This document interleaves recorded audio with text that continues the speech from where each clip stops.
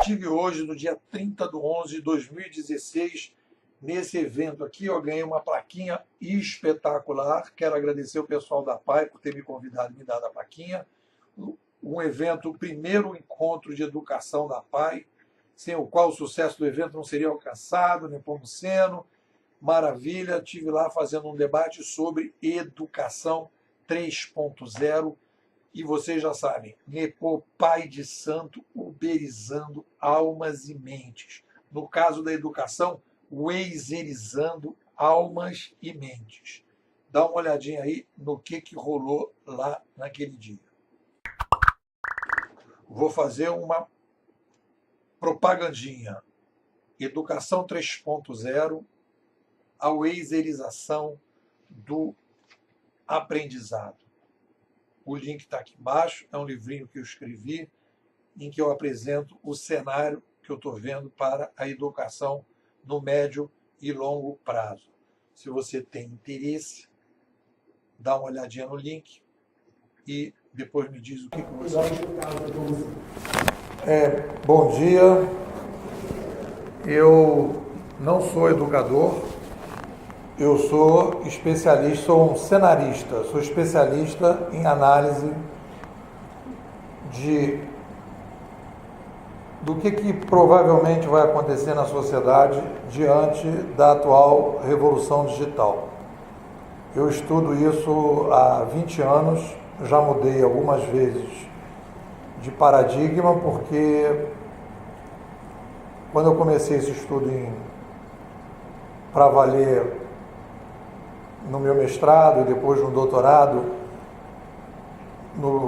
nesse período, eu tinha toda a minha maneira de pensar estava imersa no século passado.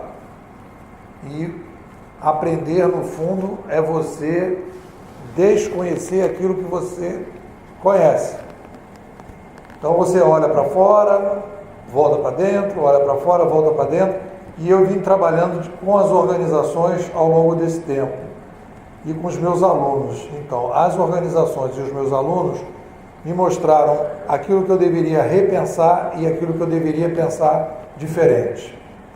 Talvez a primeira mensagem importante, porque eu dou muita palestra para o professor, e eu acabei escrevendo um livro chamado Educação 3.0, era a uberização da escola, mas eu estou chamando agora de weizerização da escola, depois eu posso explicar. Eu acho que, assim, de todas as conversas que eu tenho com os professores, a primeira que vem é a seguinte: a escola nunca, é mais ou menos uma frase que a gente pode botar entre hífens, a escola nunca mudou e não vai mudar agora. Tudo que a gente está vivendo hoje é apenas moda, porque se nos últimos séculos se falou tanto em mudança na escola, não é agora que vai mudar, justamente quando eu estou para me aposentar. Então não vai mudar. Não agora. Aí a galera... E aí a pergunta que vocês têm que me fazer, e eu acho que é procedente, é dizer o seguinte: essa mudança na escola então, os educadores do passado, o Paulo Freire, o próprio Pacheco, as pessoas todas que gostariam de fazer uma nova escola, que têm experiências que a gente estava até conversando e tudo, e estão aí essas ideias, algumas experiências aqui e ali e tudo, né? Mas nunca conseguiram ser um processo massificado de mudança da escola. E eu digo para vocês que a escola vai mudar profundamente. Mais do que a escola, a educação vai mudar profundamente. Aí vocês vão perguntar, por quê? E aí as pessoas geralmente perguntam, né? Essas tecnologias novas vão entrar na escola, e eu muito tempo passei tentando, de 2006 a 2013, durante 7 anos antes de escrever meu segundo livro, que foi o Gestão 3.0, eu acreditava na seguinte teoria. Eu não estou falando que eu já comecei pensando assim. Eu não pensava assim e mudei. A minha primeira versão da minha teoria sobre o mundo 3.0 era As organizações precisam incorporar esse novo modelo de comunicação para dentro das organizações. Todas elas. Na ciência, na educação, na prefeitura, no governo do estado, etc, etc. Então, a ideia que vocês têm e que eu tinha também é que a nova comunicação vai entrar nas antigas organizações. Eu aprendi ao longo do tempo que esta ideia não corresponde à realidade, da maneira que eu estou vendo. É a minha percepção. O que vai acontecer é o contrário. Todas as organizações da sociedade vão entrar no novo ambiente de comunicação. Quem define o modelo das organizações da sociedade é o ambiente de comunicação. A comunicação é maior que os ambientes das organizações. E as organizações que nós temos hoje são filhas das mudanças dos ambientes de comunicação do passado. A escola, a educação atual é filha da revolução que aconteceu há 70 mil anos com a chegada da palavra oral, depois da palavra escrita, manuscrita, e depois da palavra escrita impressa. E o modelo que nós temos hoje de todas as administrações, de todas as organizações da sociedade, são filhas, este modelo é filho deste ambiente de comunicação.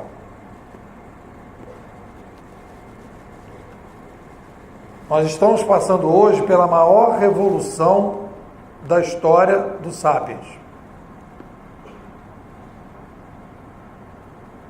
Nós somos a primeira geração dessa nova civilização. Civilização 1.0, Sapiens que gesticulava. Civilização 2.0, Sapiens que usava a palavra oral e escrita.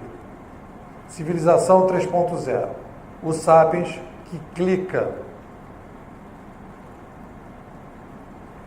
Nós temos a introdução de uma nova mídia, mas além de uma nova mídia, nós temos a introdução de uma nova linguagem. A minha contribuição para a discussão da educação, como especialista, e eu virei um antropólogo cognitivo, porque a minha ferramenta de análise é o estudo das mídias ao longo da história. A minha tese de doutorado foi um estudo da influência da chegada da escrita impressa para a sociedade moderna. Então, o que eu quero dizer a vocês, eu quero passar a vocês o seguinte: tudo que a gente imagina sobre educação, todo modelo que a gente pensa sobre ciência, tudo que a gente pensa sobre política, tudo que a gente pensa sobre organizações, tudo isso foi estruturado por causa das últimas revoluções cognitivas. E aquele garotinho ou garotinha de 4 meses já é, a gente não pode nem dizer que é geração Z, porque já acabou o alfabeto, né? Então, é até engraçado, porque acabou o alfabeto, tem que começar um outro negócio. Tem que começar a chamar de número. Essa é a geração 1 da civilização, é 3.1, da civilização 3.0.1. Então, o que acontece? O que eu quero dizer é que a gente tem, esse foi o meu aprendizado estudando esse assunto, nós não conseguimos entender o que é o ser humano. A maneira que nós pensamos o ser humano é uma maneira equivocada. O ser humano é a única tecnoespécie do planeta. É a única tecnoespécie social, né? É um pouco maior, porque aí ontem eu estava fazendo um debate, o cara falou, e as bactérias? Eu falei, não, as bactérias, ainda não estou discutindo bactérias, mas do ponto de vista das espécies um pouco maiores, sociais, o ser humano, e eu queria chamar a atenção de vocês, é a única espécie do planeta, desse planeta, que cresce demograficamente. E aí eu vou explicar para vocês por que nós vamos fazer essa revolução e por que nós estamos entrando na civilização 3.0. e por que a escola e a educação vai mudar radicalmente. A nossa espécie é a única espécie animal social viva que cresce demograficamente. Se você analisar todas as outras espécies vivas, elas não crescem demograficamente. O ser humano saltou nos últimos 200 anos de 1 para 7 bilhões. O Brasil saltou de 30 para 210 milhões. O Rio de Janeiro saltou de 800 mil para 6,4 milhões. São cifras do seguinte número: 7 vezes em 200 anos, 7 vezes em 100 anos e, no caso do Rio de Janeiro, 8 vezes em 100 anos. Qual é a conclusão que eu cheguei? Não temos mais condição de administrar a nossa sociedade com o atual modelo de comunicação e o atual modelo de administração. A educação que nós temos foi para uma espécie muito menos complexa, muito menos demograficamente desse tamanho, de um patamar de complexidade demográfica. A educação vai mudar porque a educação foi feita para um ambiente de comunicação demográfico, administrativo, que está entrando em obsolescência porque não consegue resolver os problemas atuais da nossa espécie. É assim que o ser humano resolve problemas demográficos. Ele muda a mídia e depois muda o modelo de administração. Vou pegar um caso para vocês entenderem o que eu estou falando disso, e eu digo que é uma uberização da sociedade. Entre aspas, porque não, o Uber é apenas um primitivo inicial modelo de nova administração. Eu tive trabalhando durante 3 anos na Prefeitura do Rio. E a Prefeitura do Rio, para vocês terem uma noção do impasse civilizacional que nós temos, tem 10 mil ônibus e 40 fiscais. Muitos daqui vão dizer, esse é o paradoxo da civilização atual.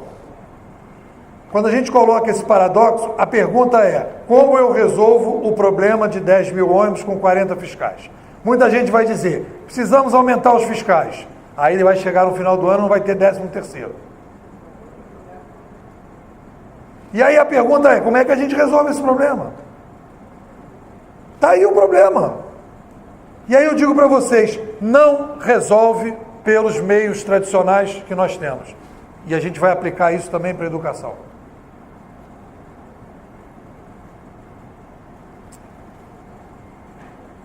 Passamos 3 anos na prefeitura, montamos um laboratório de uberização da cidade.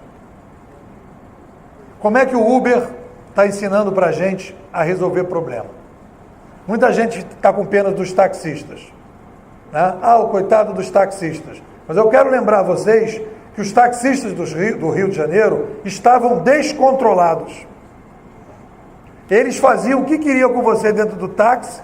Você podia reclamar para quem você quisesse, que nada ia acontecer com aquele taxista. Essa é a crise civilizacional que nós temos. Liga para a prefeitura, e aí um dos 40 fiscais vai atender aquele telefone e vai dizer, não, vou tomar uma providência. São 800 pedidos de providência e ele tem 8 horas por dia de trabalho, não vai tomar providência nenhuma. E assim estão os nossos políticos, e assim estão os nossos governos, e assim está a nossa ciência, que produz só para que as pessoas querem. E nós estamos vivendo essa crise civilizacional. Aumentamos demais a população e não temos ferramentas para controlar as atuais organizações. Por que nós vamos uberizar o mundo? Por que nós vamos uberizar os políticos? Por que a gente vai dar estrelinha para político? Porque a gente precisa de um modelo de administração mais compatível com 7 bilhões. Como é que o Uber está mostrando que resolve esse problema? O Uber, você dá uma... Primeiro, não tem fiscal, não tem gerente, não tem chefe dentro do Uber. São 30 mil motoristas e nenhum gerente. Aí o pessoal vai falar, vai virar a casa da mãe Joana 3.0. Não vai. Porque o Uber já está usando a nova linguagem dos cliques. E o Uber já pratica o novo modelo de administração, que é a curadoria, não é mais gestão. Quando você dá uma estrelinha depois que você viajou no Uber, se o motorista não tiver 4.7, tem uma inteligência artificial que administra a plataforma e afasta aquele motorista, ou por 2 dias, ou por 1 semana, ou por 2 semanas, ou afasta ele da plataforma. É uma garantia que você tem que os motoristas ruins não vão ficar na plataforma. Aí muita gente vai ficar com pena dos motoristas que não têm 4.7. E aí eu vou contar uma historinha para vocês, como é que isso é importante no mundo superpovoado.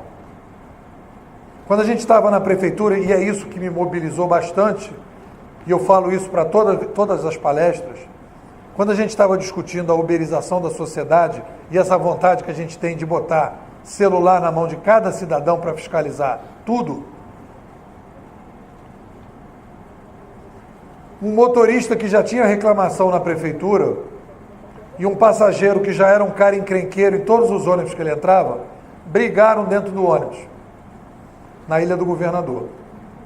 O ônibus caiu de um viaduto e morreram 10 pessoas. Se aquele ônibus estivesse uberizado, aquele motorista não estaria dirigindo aquele ônibus.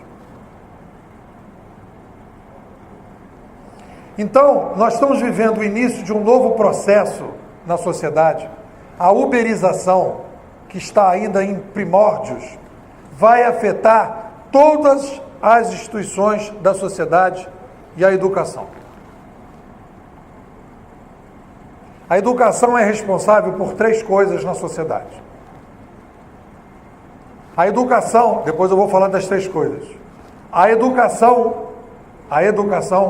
tem um papel fundamental, e a gente não pode fugir disso, que é formatadora para as organizações produtivas. Não tem como fugir disso. Se você quiser olhar para a escola, você vai olhar para as organizações. O que for a organização produtiva, será a escola. O menino vai para a escola, hoje, ser formatado da seguinte maneira: toca a campainha, ele entra, ele não pode falar com seus amiguinhos em sala de aula, ele aprende de um líder, e tem um livro didático que ele recebe e ele tem que seguir, e se ele não decorar, ele leva nota ruim na prova. Todo mundo acha isso um absurdo. Mas depois que ele sai da escola, ele vai para uma empresa em que ele tem uma campainha que toca, ele tem um manual que ele tem que seguir, ele tem um chefe que vai ter que ser a autoridade dele, e ele tem um pessoalzinho que está na turma dele, dentro da empresa. A escola forma para esse negócio. Claro que tem escolas alternativas que formam artistas, que formam não sei o quê. Mas se você começar a inventar uma escola muito doida, esse cara, quando chegar no mercado de trabalho, ele não vai entrar no mercado de trabalho. Então, o que eu quero dizer para vocês é: o mercado vai mudar e a escola vai mudar porque nós estamos uberizando o mercado. E essas empresas novas que estão surgindo não quererão mais esse aluno repetidor e apertador de botão, porque esse novo mundo pede um outro modelo de ser humano, e esse novo modelo de ser humano não será formado por essa escola repetidora. Antes as escolas não poderiam mudar porque as organizações não mudavam. Não adianta você fazer uma revolução na escola e os alunos irem para as organizações e a organização dizer: está demitido, não vai entrar aqui. Tem 3 coisas que a escola faz como missão: conteúdo, certificação e roteiro. Conteúdo já não precisa de escola. Está tudo aí. Certificação está perdendo valor no mercado. As empresas estão contratando quem sabe, não aonde sabe, de quem aprendeu. O que vai sobrar para a escola, fortemente nesse novo mundo, é roteiro. Curadores. Pessoas que vão ajudar os alunos a seguir um roteiro. Esse roteiro, nós estamos deixando um ambiente de assunto e indo para um ambiente de problemas. O que a gente precisa é de formação de pessoas que saibam o tempo todo a lidar com problemas. Um mundo mutante, um mundo inovador, um mundo superpovoado, um mundo complexo, um mundo interativo, que precisa que pessoas possam resolver problemas o tempo todo da melhor maneira possível. Então, toda vez que a gente começa a fazer educação, e vai falar de educação, futuro da educação, mudança de educação, essa discussão sobre o novo currículo, PEC, não sei do que, não haverá centralização, não haverá currículo central, haverá uma pulverização de experiências das escolas. Essa ideia de currículo central é uma coisa que tem a ver com mídia centralizada, com ambiente centralizado. Nós estamos indo para um ambiente descentralizado, distribuído. Não vai ter currículo central, não faz sentido. Aquele menininho lá de 4 meses, quando alguém falar para ele que tem currículo central, ele vai chamar isso de comunismo, nazismo, de qualquer coisa parecida com ele. A cabeça dele não vai entender o que é currículo central. Esse é o Política 3.0. Esse é a uberização da política, meter estrelinha nos políticos. E depois tem... Agora você me preocupou com a questão da estrelinha. Deixa eu abrir uma polêmica aqui. No ensino fundamental, eu não sei ainda como é que está necessariamente essa prática, depende de colégios para colégios. Mas no nível superior, na graduação, você tem a avaliação. Então, assim, a estrelinha já existe de um outro nome, que é a avaliação que os alunos fazem dos professores. Aí é um grande problema. Não que nós tenhamos medo de ser avaliados, não, muito pelo contrário. Mas o que vale isso aí para o aluno?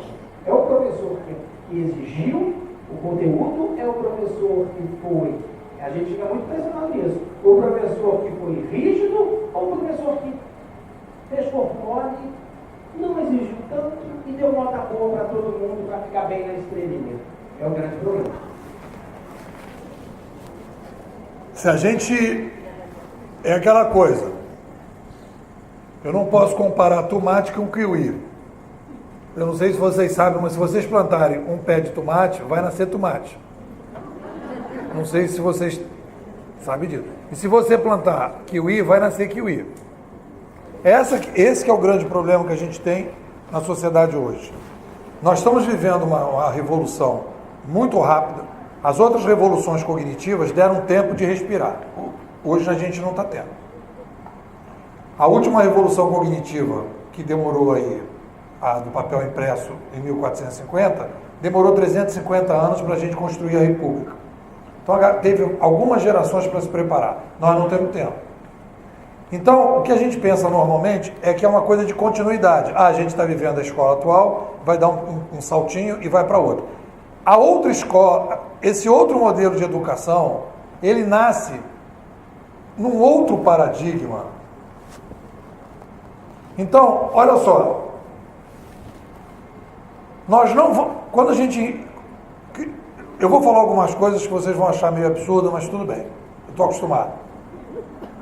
Quando a gente criou a escrita impressa, nós acabamos com a escravidão.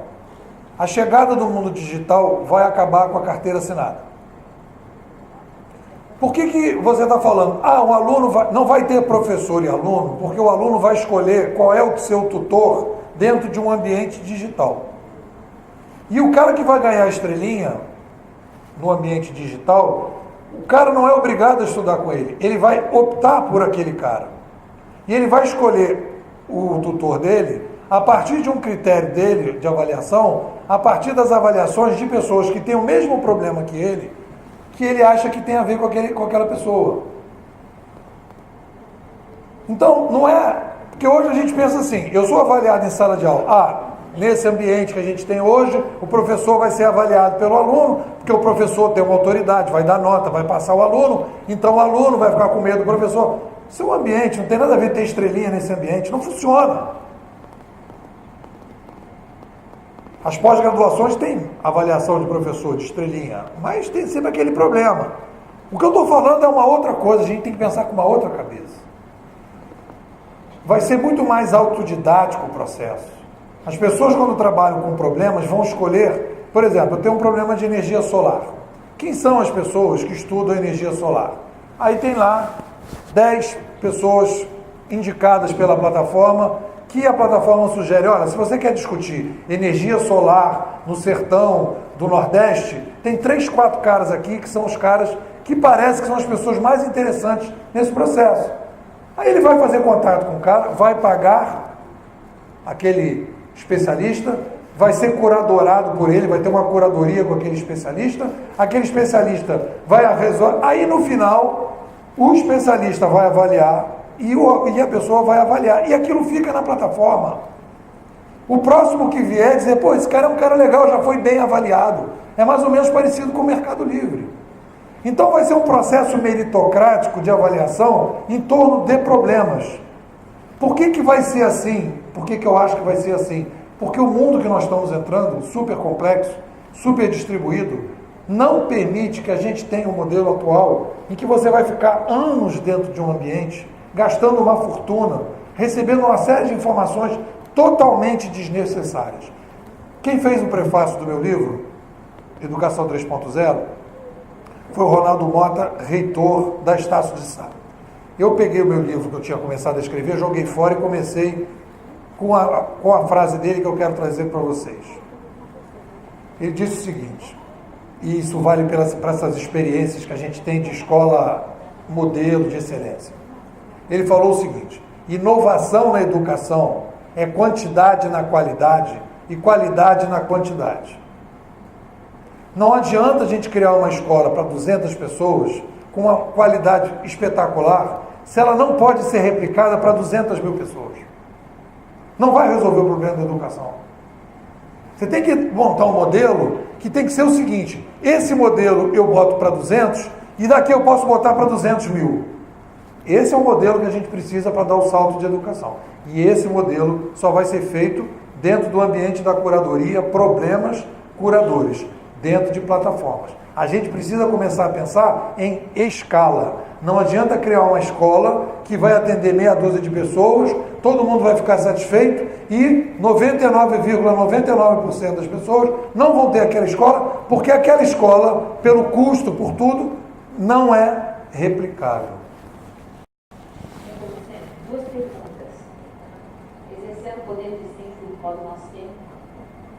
A primeira é a diferença entre tecnologia e novas tecnologias, porque eu acho que esse conceito é muito importante para nós, professores. E a segunda é a laserização. Você falasse um pouquinho mais sobre isso, você falou que temos um problema para resolver e que esse é o papel da escola, né, o roteiro. Então, você falasse um pouquinho da laserização e a diferença entre tecnologia e novas tecnologias, porque eu acho que é um assunto importante, fundamental esclarecer. Uma revista me telefonou e perguntou o seguinte, Nepomuceno, o que você acha das tecnologias na escola? Eu falei, qual tecnologia você está falando? Quadro negro, giz, carteira, apagador? Porque o pessoal acha que a escola é assim, é uma escola pura, né? A ideia que a gente tem, porque o nosso cérebro cria essa fantasia. Nós temos uma escola pura, né? Não tecnológica, e agora está vindo essas coisas estranhas que são tecnologias na escola. Não, a escola sempre foi uma escola tecnológica. Livro é tecnologia, linguagem é tecnologia. Porque se a gente não fosse tecnologia, a gente já saía falando da barriga da mãe. Apesar de que está se dizendo que essas crianças novas já vão sair, inclusive, com o celular conectado, fazendo selfie e fotografando e cortando o cordão umbilical, porque já sabe, já lhe viu no Google dentro da barriga. Mas tudo bem, enquanto não for assim, enquanto não é assim, enquanto não for assim, tecnologia, o nosso cérebro é muito mais esperto que a gente, que ele muda sem pedir licença. Ele transforma as tecnologias antigas como se fossem tecnologias naturais, invisíveis. Quando as pessoas falam, eu sou muito natureba, eu falo, não, você não é natureba, você gosta das tecnologias dos seus avós. Porque você vai para aquela casinha de campo acender lenha no fogão a lenha, fazer comida no fogão a lenha. Isso não é natureba, isso é a tecnologia da sua avó. É que você acha que... Então, a gente tem um problema que a gente acha que as tecnologias são só as novas tecnologias. Os jornais, as revistas, acham a mesma coisa. Sai um novo avião, isso é aviação. Sai um novo trator, isso é agricultura. Sai um novo celular, tecnologia. Então, a escola sempre foi tecno. E o ambiente da escola muda quando mudam as tecnologias cognitivas. Então, a escola atual é filha do papel da palavra e a nova escola vai ser filha dos cliques. E a gente vai ter que se adaptar para esse novo ambiente. Todo o ambiente vai caminhar nessa direção. As organizações novas vão pedir uma nova educação. Já estão pedindo. E quando a escola não faz, eles vão lá e fazem a escola independente das atuais. Sua segunda pergunta, Wazerização. Eu estou brincando de Wazerização. O que faz o Waze? O Waze, se eu tivesse aqui, tem um filmezinho que eu passo, que é o seguinte. Nós estamos imitando as formigas. Quando eu falo que nós estamos imitando as formigas, as pessoas falam, Nepô, quer dizer que você está dizendo que a gente vai virar formiga? Não, eu falo, não, já somos formigas. Porque eu já fiquei engarrafado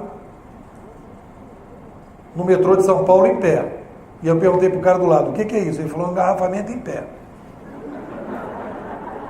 Eu já tinha vivido outros tipos de mas engarrafamento em pé eu nunca tinha conhecido. Isso é formiga sendo administrada por tamanduá. Nós somos formigas e temos um modelo de administração de tamanduá. O que a gente vai fazer, vai adotar o modelo de comunicação das formigas. Como é que funciona o modelo de comunicação das formigas? As formigas não têm líder alfa. Aí vocês vão dizer, mas não tem rainha? Tem, mas é mais ou menos como era a Dilma. Não manda muito. Então, o que acontece? Uma formiga, eu vou fazer aqui o exemplo, uma formiga está aqui. Aqui tem 3 caminhos. Como é que a gente está criando o modelo das formigas? Tem 3 caminhos. A formiga vem caminhando aqui. Então, no modelo atual, eu teria que dizer assim, olha, líder alfa dos lobos, eu vou entrar para cá porque aqui tem um coelhinho bom aqui, um coelhinho bom para comer. Então, eu tenho que avisar para o líder alfa que está fazendo, aí eu faço um uivo e ele escuta. Só que o número de lobos são 40, 50, 60. Essa é a comunicação mamífera.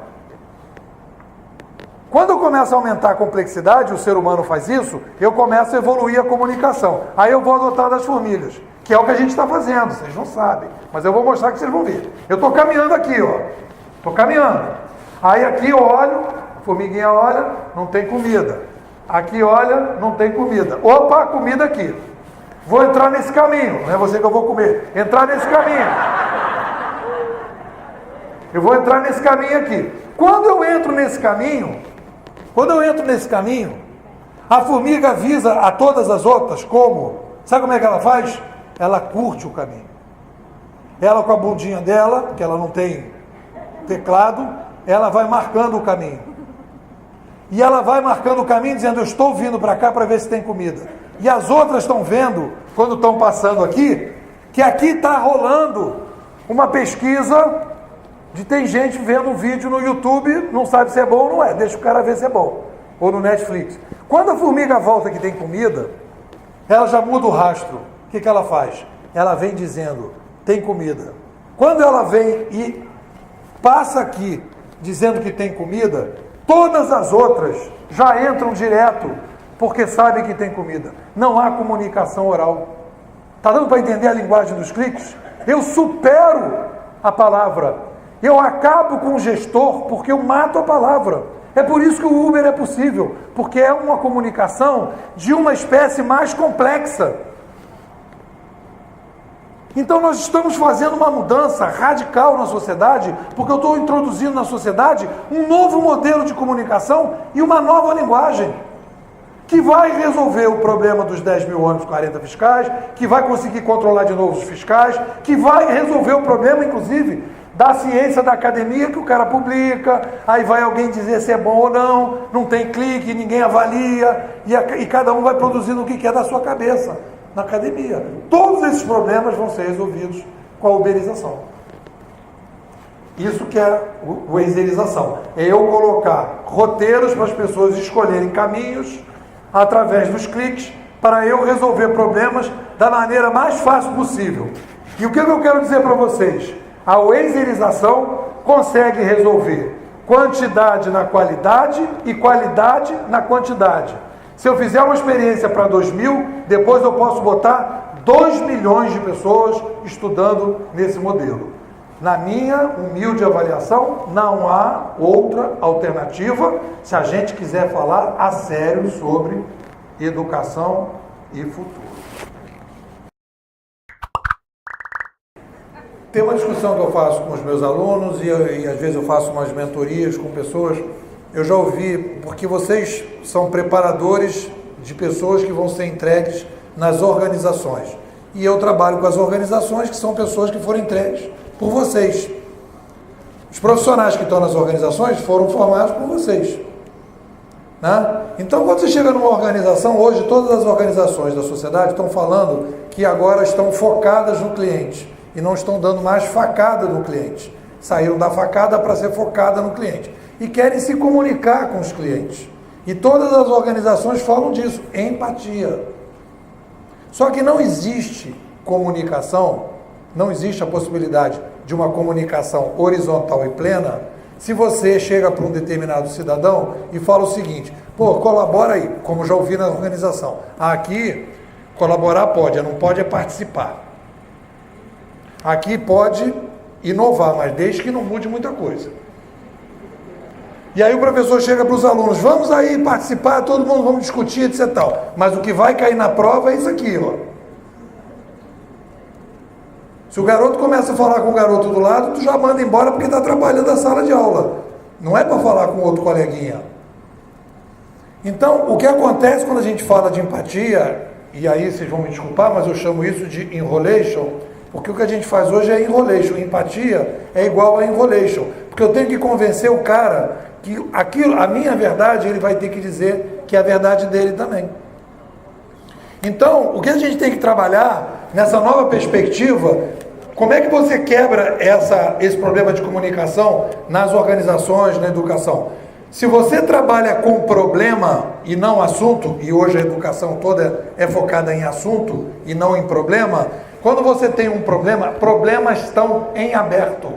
Não existe ninguém que pode dizer que tem soluções melhores para os problemas, porque os problemas a cada dia mudam de configuração, mudam de maneira de aparecer, aparece num dia de um jeito, aparece do outro. Então as pessoas têm que conversar e trocar o tempo todo. E as pessoas vão dizer: qual é a melhor forma de resolver esse problema?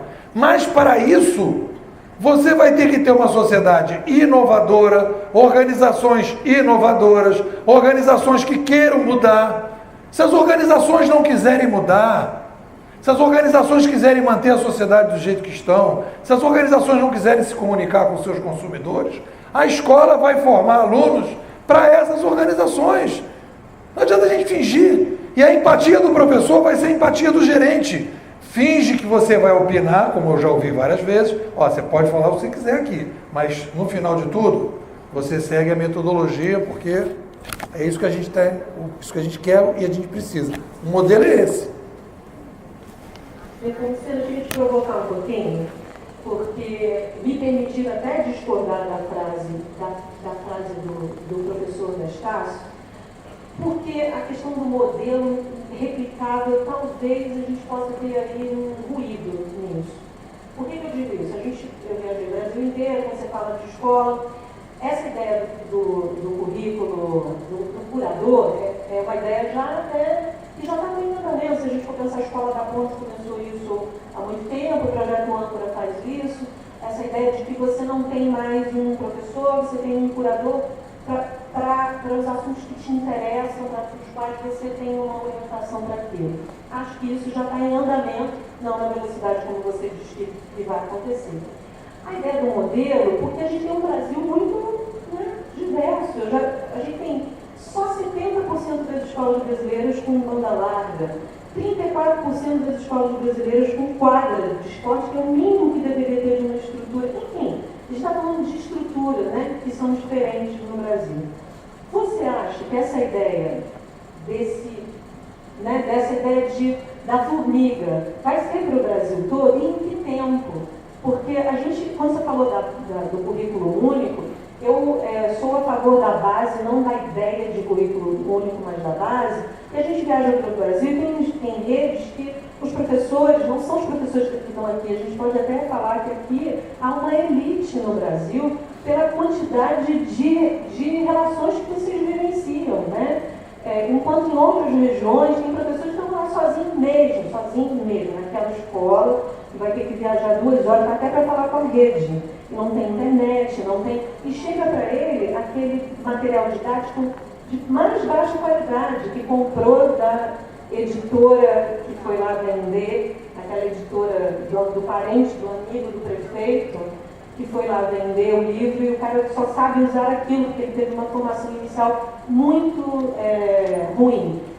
Estou aqui problematizando isso para te perguntar, você acha que esse é um modelo que vai ser replicável, em quanto tempo, e se você acha que é o Brasil que a gente já tem internet há muito tempo, e há escolas no Brasil que nem tem.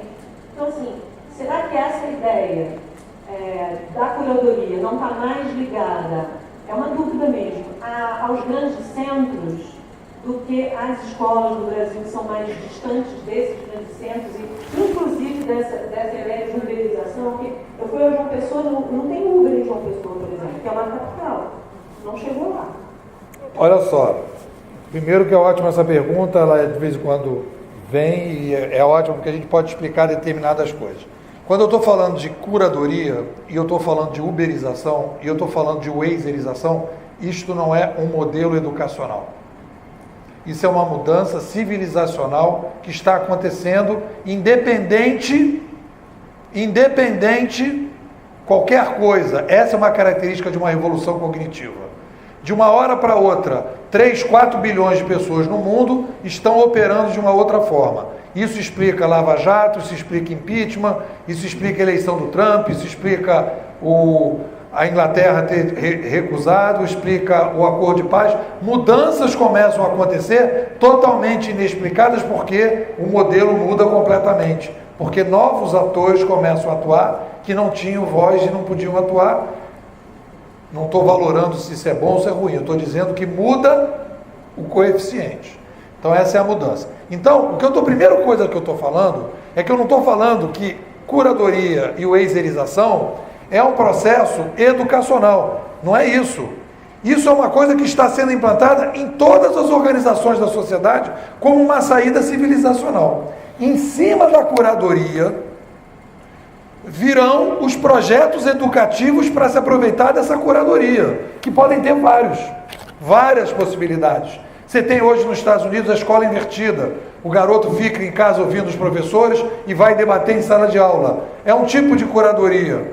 Você tem modelos em que o aluno vai se certificando, vai fazendo curso de graça e depois ele pede para fazer uma certificação. Isso já está até em curso no Brasil. Tem várias formas de você resolver esse problema, todas elas trabalhando na plataforma. Então isso é uma coisa. Segunda coisa, você me pergunta, beleza, então não é um modelo de educação. Isso é uma uberização da civilização, é uma wazerização e vai pegar tudo. Essa é minha visão, porque toda vez que nós temos uma nova linguagem e toda vez que nós temos uma nova mídia, se eu olhar para o passado, sempre a sociedade aderiu porque viu formas de resolver problemas que não conseguia resolver antes, então há adesão. E não há controle do Estado, não há controle porque as pessoas usam os equipamentos independente. A revolução cognitiva do papel impresso, quando a igreja, se vocês quiserem ver um filme interessante, chama Lutero, quando Lutero começa a questionar a igreja católica super poderosa, super totalitária, o Papa ri da cara dele. Diz que ele é um bêbado, que não vai dar em nada, etc. 20 anos depois, há um rompimento da Igreja Católica, a Alemanha rompe com a Igreja Católica, cria uma nova igreja e começa toda uma mudança religiosa, nunca imaginada, como a gente está vivendo agora, essa situação em coisas da gente ver governador preso, presidente de empreiteira preso, tudo isso já aconteceu depois da agora. Então você está me perguntando, beleza, ver isso no Brasil, porque isso não é Brasil, isso é o mundo. Estamos falando do mundo. No Brasil, e aí isso também vale para os outros lugares, a gente tem problemas de disparidade. O que eu acho que começa esse processo, e essa é a metodologia que a gente implantou na prefeitura, vamos uberizar um ônibus. Aí o nosso amigo Índio da Costa falou que queria uberizar a cidade em 1 ano e uberizar a cidade inteira. Não é a metodologia que eu sugiro. Eu sugiro pegar modelos desse tipo e experimentar em áreas de inovação.